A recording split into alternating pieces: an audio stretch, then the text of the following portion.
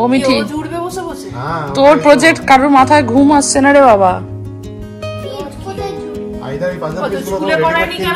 মাইকেলসে তো পাওয়া যাবে, মাইকেলসে পাওয়া যাবে না? ও তাহলে কি পাজল পিস ছবি তুমি যখন আঁকবে না এঁকে দেবে তো ঠিক আছে, পাজল পিসগুলো দরকার, ওটা একটা রেডিমেড কিন্তু আছে, ওটা পরে সেই ছবিটা পুরো স্টিক করে দিতে হবে। তারপর তুমি যখন বানালে ছবি আঁকলে তারপর ওইটা পাজল পিস সহ এরকম করে কাট করে দিতে হবে। তারপর পাজল পিস আছে পাজল খুঁজে নিয়ে আসো তাহলে ওটাই বলবো না, ওটাই বলতে যাচ্ছ তো। আর বলবেন না, সকাল সকাল ঘরে হরিচৈতালি। মিঠির এই প্রজেক্ট নিয়ে পাগল হয়ে গেছে সবার মাথা। একই এইদিকে বাচ্চাটাকে নিয়ে ব্যস্ত হয়ে গেছে, তার উপরও সময় হয়ে গেছে ওর স্কুলে প্রজেক্ট জমা দেওয়া। নমস্কার, সুপ্রভাত, সকলকে স্বাগত জানিয়ে বাড়ি থেকেই আজকে ব্লগটা শুরু করছি। এই কদিন ধরে মিঠির প্রতি একদম সেরকমভাবে খেয়াল রাখা হয়নি জানেন। এমনিতেও স্কুলে কোনো হোমওয়ার্ক দিলে, প্রজেক্ট থাকলে ওর বাবা সময় মতো তাড়াতাড়ি করে করিয়ে দেয়। ব্যাস, এই বাচ্চাটা হয়েছে, তাকে নিয়ে সবাই আমরা এখন ব্যস্ত। ভুলেই গেছি যে স্কুলের প্রজেক্টটা জমা দিতে হবে, কিন্তু এখন বিষয় হচ্ছে কি করতে হবে আর কি কিনতে হবে, সেই নিয়ে ভাবতে ভাবতে পড়তে পড়তে আমাদের এখন সময় চলে যাচ্ছে। মানে মোদ্দা কথা, পাজল বানাতে হবে। যাকে ওই নিয়ে আবার পরে মাথা ঘামাবো, এই পাশে আবার ব্যস্ত হয়ে পড়েছি। এই যে আমার ছোট ছানাকে নিয়ে যাচ্ছি তার প্রথম ভিজিট হসপিটালে। মানে 3 দিন পর নিউবর্ন বেবিকে নিয়ে পেডিয়াট্রিশিয়ানের কাছে একবার হলেও যেতে হবে। তাই জন্য আগের থেকেই অ্যাপয়েন্টমেন্টটা নিয়ে নিয়েছিলাম। তাই তড়িঘড়ি করে মোটামুটি ব্রেকফাস্ট করে আমরা বেরিয়ে পড়েছি। যদি বা মিঠি যায়নি, ওর বাবার আমি যাচ্ছি বাচ্চাটাকে নিয়ে। চলে এসেছি, আমার ছোট্ট ছানাটার ফার্স্ট পেডিয়াট্রিশিয়ান আজকে চেক হবে। আর বাড়িতে ফিরেছি শুক্রবার, তো আজকে হয়ে গেল সোমবার, জাস্ট 2 দিন হয়েছে বাড়িতে ফিরেছি। তো আজকে জোজোর ফার্স্ট পেডিয়াট্রিশিয়ান, ডাক্তার দেখাবো। সব থেকে বড় কথা, আমার এখন ঘুম টুম হচ্ছে না, মাথাটা টিপ টিপ করে যাচ্ছে। You are so nice, they are so nice. আপনাদের সাথে আমি কথা বলছি, পেছনে কি সুন্দর এরকম টাটা করলে, আমি জানি না স্ক্রিনের মধ্যে আপনারা দেখতে পেলেন কিনা।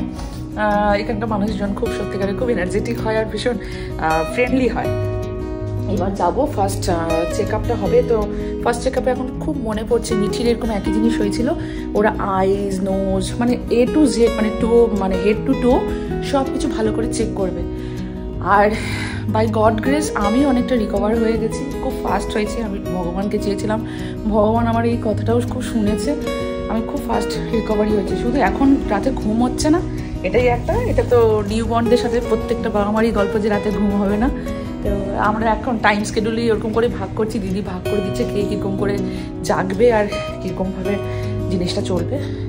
তো এখানে ফার্স্ট পেডিয়াট্রিশিয়ান অ্যাকচুয়ালি কীভাবে কী বলছে বা কীরকম আমাদের আমেরিকাতে চেক আপটা হয় আমি আপনাদেরকে ডিটেলসে বলবো। এই যে এটা ভেতরটা, আমি ভেতরে খুব একটা বেশি শ্যুট করছি না কারণ ছোটো ছোটো বাচ্চা আছে। চলো, এই যে যাচ্ছে আমাদের ছানাটা। So just give me a second, okay? Let me go confirm. Any reason why you guys were running late? তার মাসিরা আদর করে নাম দিয়েছে জোজো, আর আমরাও ডাকি মিমো।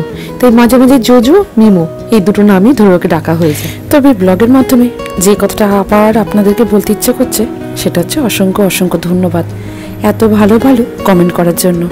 আপনারা আমার দিদিকেও অনেক শুভেচ্ছা বার্তা পাঠিয়েছেন। দিদিকে বলেছি, ভারী খুশি হয়েছে।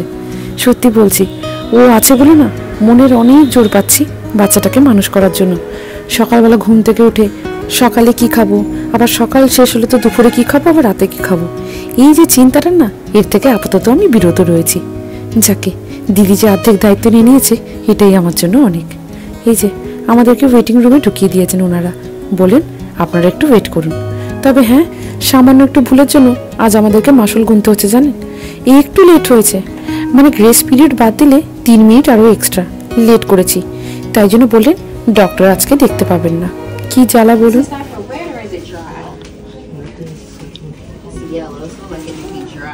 We're still going to take it off just so we can get an accurate weight, okay?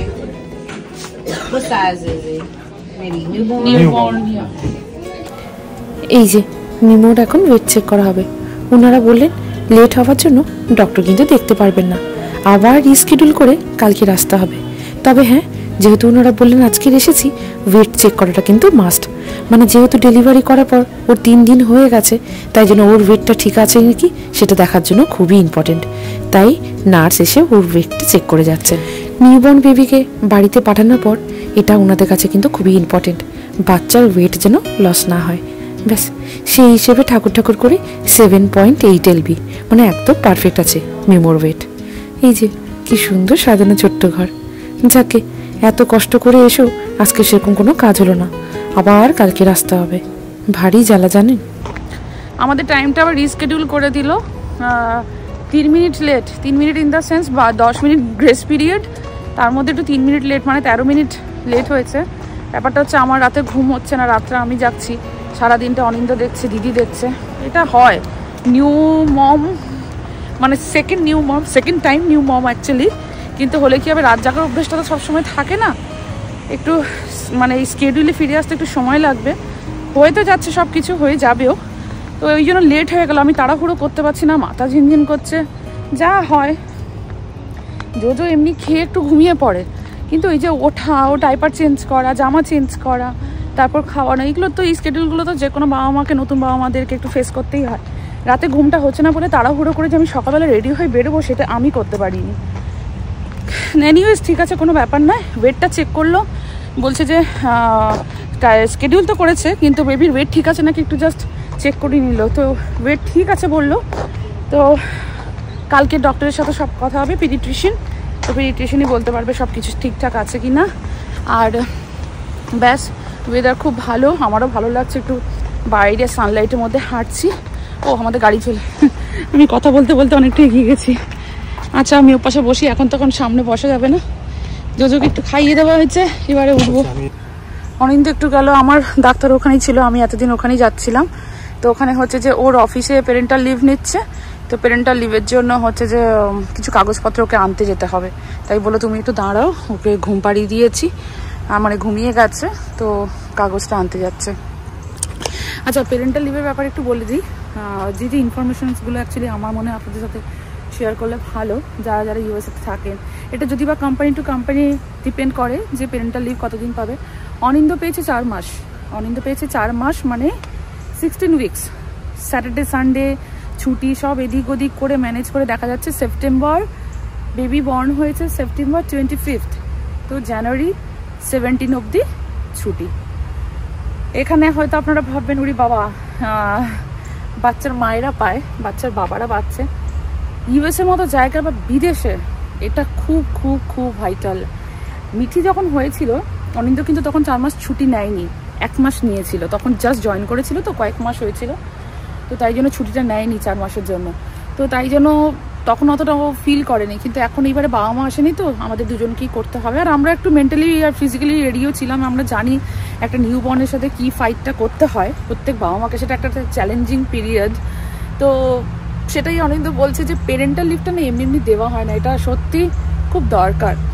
একার হাতে সব কিছু, দিনের পর দিন রাতের পর রাত ঘুম হয় না ভালো করে, ঘরের কাজ, তার উপর আরেকটা বাচ্চা আছে, মিঠির সব কিছু কাজ করে। অনিন্দ তো মিঠির পুরো দায়িত্বটাই নিয়ে নিয়েছে বলতে গেলে পুরো। এইবার যেটা আলাদা করে একটু ফেস করতে হবে, আমার বর্দি চলে যাবে, রান্নাটা করতে হবে, বাট সেটা আশা করি হয়ে যাবে, বিকজ আমি একটু ফিজিক্যালি এখন একটু ঠিক আছি, তো আমাকে ওই জায়গাটা একটু আস্তে আস্তে করে এগোতে হবে। 16 উইকস মানে অনেকটা শুনতে লাগলেও এটা সত্যিকারের এখানে খুব দরকার। আর মায়েদেরকেও দেওয়া হয়, ডিপেন্ড করে অ্যাকচুয়ালি, 6 মান্থস অনেকে পায়, 4 মান্থস পায়, ডিপেন্ড করে। তো এরকম করে আমাদের দিন চলে যাচ্ছে, রাত কেটে যাচ্ছে। নেক্সট ভিজিটটা কালকের হবে, আপনাদেরকে জানাবো কীরকমভাবে ভিজিটে মানে কী কী চেক করা হয়, ডক্টর কী বললেন সব কিছু আপনাদের বলবো। আশা করি যারা নিউ মম টু বি আর যারা নিউ মম তাদের জন্য হয়তো এটা খুব ফ্রুটফুল হবে। আর অলমোস্ট সেম আমাদের দেশে যেরকম বাচ্চাকে নিয়ে পিডিয়াট্রিশিয়ানের কাছে যাওয়া হয়, ফার্স্ট ভিজিট যা যা চেক করা হয়, আমার মনে হয় এখানেও সেম, সব জায়গায় সেম, ভ্যাকসিনসও সেম। তো তাও আপনাদেরকে বলবো, আপডেটসগুলো দেবো। আর আপাতত কাগজটা নিয়ে আসুক, বাড়ি যাবো। দিদি আছে বলে একটা মেন্টাল ফ্রি, ও মানে রান্না বান্নাগুলো পুরো দায়িত্ব নিয়ে নিয়েছে, ভালো লাগছে। ও অনেক কিছু করছে, আপনাদের সাথে না শেয়ার করতে পারছি না, ভিডিও অন করতে পারছি না, কখনো আমি ওকে খাওয়াচ্ছি, কখনো অনিন্দ উপরে কাজ করছে, মানে উই আর টোটালি বিজি। যা হয়, মিঠি চলে আসে 3টের সময়, তাকে নিয়ে ব্যস্ত হয়, কারণ মিঠিকে আমরা অ্যাভয়েড এই জন্য করতে পারি না, কারণ ও তো একটা বাচ্চা, কারণ হঠাৎ করে ওর মধ্যে চেঞ্জেসটা ওরও তো নিতে কষ্ট হবে। তাই আমি খুব চেষ্টা করি যে অ্যাটলিস্ট অনিন্দ ওর সাথে ইনভলভ থাকুক, আমি ওকে নিয়ে ইনভলভ থাকি, জোজোকে নিয়ে। তো আমাদের মিঠি জোজো এই দুজনকে নিয়ে আমাদের ছোট্ট সংসার, গল্পটা আমি আরও কন্টিনিউ করব, আপনারা সবাই দেখতে থাকুন। এখন বাড়ি যাব। বাড়িতে চলে এসেছি, তবে বিশ্বাস করুন বেশ কয়েকদিন পর সূর্যের আলোতে একটু হাঁটাচলা করে না খুব ভালো লাগছে। এই যে দিদি রান্না বান্না করে স্নান টান করে একটু ব্যাকইয়ার্ডে হাঁটছে। ও বলে তোর এই পেছনে ঘাসের উপর হাঁটতে চলতে না খুব ভালো লাগে। ও বলে আবার যত খালি পায়ে ঘাসের উপর হাঁটবি নার্ভগুলো তত সতেজ থাকবে। আমি তো বলি আবার নার্ভ টার্ভগুলো এখন ডগায় উঠেছে, এখন একটু ঘুমোতে পারলেই বাঁচি জানেন। এই সারা রাত জেগে জেগে না শরীর আমার আর দিচ্ছে না। মোটামুটি বিছানা দেখলেই যেন মনে হয় ধপাস করে শুয়ে পড়ি। ভেবেছিলাম আজকে হসপিটালে কাজটা হয়ে যাবে, একটা কাজ এগিয়ে থাকবে। ওরে বাবা 3 মিনিটে লেটের জন্য আবার কালকে ওঠো। তবে এই প্রসঙ্গে আরও একটা কথা আপনাদেরকে বলে রাখি, ভারী অদ্ভুত নিয়ম এই বিদেশে। যখন আমরা অ্যাপয়েন্টমেন্ট নিই বলেছিলাম 11টা বা 12টার পরে কোনো টাইম দিন ঠিক চলে আসবো না, যেহেতু প্রথম নিউবর্ন ভিজিট তাই 9টার মধ্যেই টাইমটা নিতে হবে।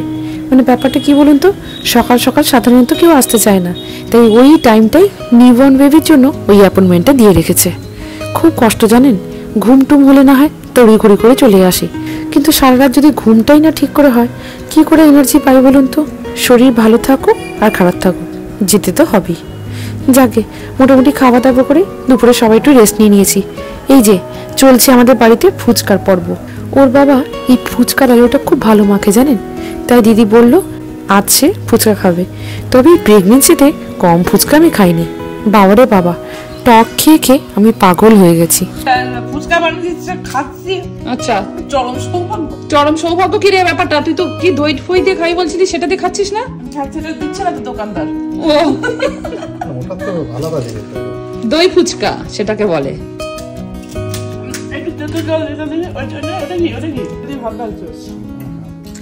ওটা বাড়িতে বানানো। বলছি তো ফুচকা তো সামান্য জিনিস, তুই যে আমাদের জন্য করে যাচ্ছিস সেটা সত্যি কখনো ভোলার নয়। এই যে ফুচকা টুচা খাওয়া হয়ে গেলে ওরা যাবে এখন মাছ আনতে, কারণ দিদি চলে গেলে ওর বাবা হয়তো ছট করে তখন ঘরে বাইরে বেরোতে পারবে না। তাই দিদি থাকতে থাকতে ওর বাবাকে বললাম তুমি বেশি করে বরং মাছটা এনে রেখো, একটু আলু পটল দিয়ে মাছের ঝোল ভাত করলেই দুবেলা খাওয়া হয়ে যাবে আমাদের। এই পাশে মোটামুটি সব কাজ টাজ সেরে রাতে বসেছে দিদি কয়েকটা কাপড় নিয়ে। হয়তো আপনারা ভাবছেন কাপড় নিয়ে হঠাৎ কি হবে। সদ্য বেবিকে ঘরে আনার পর ডক্টরও বলেছেন কন্টিনিউয়াসলি ডাইপার না পরিয়ে রাখাই ভালো। তাই দিদি তার ছেলে মেয়েদের জন্য যেটা করেছে সেই শিক্ষাটা সে আমাকেও শিখিয়ে যাচ্ছে। এই যে ছোট ছোট কাপড় সদ্য বেবিকে পরিয়ে রাখলে ওরাও খুব কমফোর্টেবল ফিল করবে, র্যাশ হবে না, ঘা হবে না, কষ্ট হবে না। তাই মোটামুটি কয়েক ঘন্টার জন্য যদি এরকম সুতির কাপড় পরিয়ে রাখা যায় তাহলে অ্যাটলিস্ট শুধু ধোয়া বা ফেলে দিতেও কোনো কষ্ট নেই। তারপরে না হয় আবার রাতের বেলা দুপুরবেলা ডাইপার পরানো হবে। অ্যাটলিস্ট 1 সপ্তাহ বা 2 সপ্তাহ যদি এরকম করা হয় তাহলে একটা বাচ্চাও খুব হ্যাপি ফিল করবে। এই সুতির কাপড়গুলো আমার বাড়িতেই ছিল, তাই দিদি সব কেটে কেটে রেডি করে দিয়ে যাচ্ছে। বলছি তো যত ওকে দেখি আমি অবাক হয়ে যাই জানেন। ও না থাকলে হয়তো না আমার পক্ষে এই একার দ্বারা এইসব করা সম্ভবই হতো না।